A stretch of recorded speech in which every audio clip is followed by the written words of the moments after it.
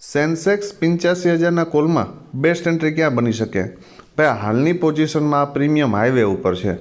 જો મોર્નિંગમાં તમને ભૂલમાં 211ની નિયર બાય ક્યાંય પણ 211થી લઈ અને 230 સુધી ક્યાંય પણ સપોર્ટ લેતું દેખાય તો એન્ટ્રી કરી શકાય અને 328ને બ્રેક કરી દઈને જે આ ક્લોઝિંગ છે એને બરાબર તો 437 અને 597 આવે ને તો પણ કોઈ આશ્ચર્ય કરવું નહીં.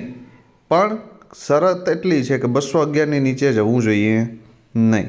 આ full and final condition. Second એટેમ્પ્ટની અંદર કે ધારી લ્યો કે મોર્નિંગમાં 211ને નીચે બ્રેક કરી દીધું તો પછી એની રાહ જોવાની છે 99થી લઈને 110.